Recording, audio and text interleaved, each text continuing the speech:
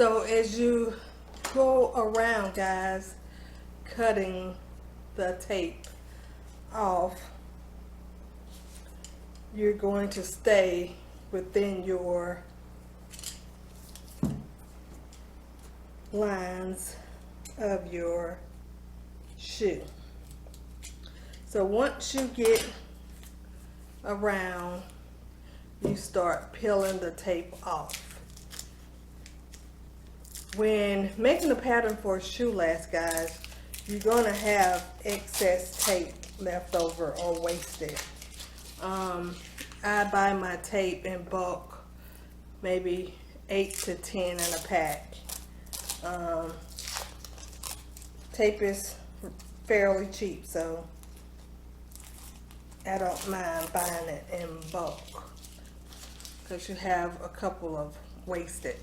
You shouldn't have that much if you tape it pretty sparingly. So as you're pulling the tape off the back, you want to have a clean bottom of the shoe. Now what you're going to do to start making your pattern, you're going to take your pencil and make your center lines down the shaft of the shoe to the toe.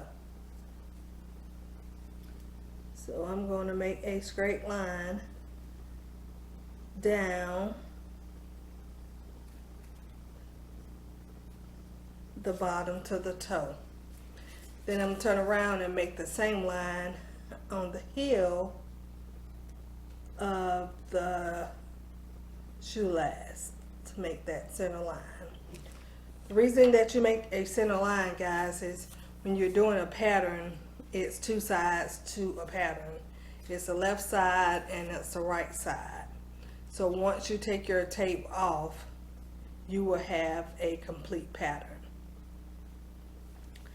So this tape on the top here, you want to take your utility knife and try to trim that up as well.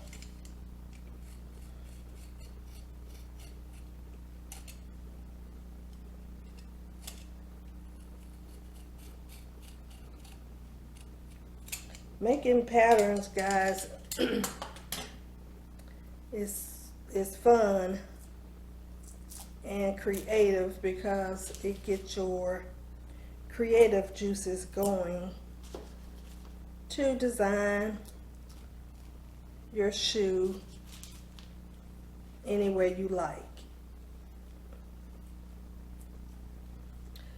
So guys, completing that part, I kind of cleaned up this part a little on the top as well.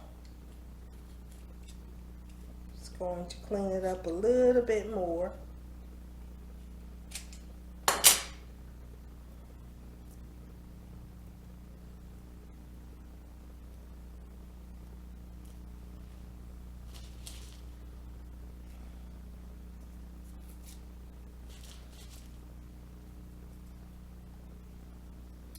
Alright guys, and so you can see that you have a clear pattern to start designing your shoe.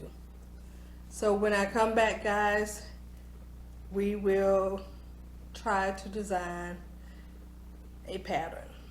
Alright guys, stay tuned.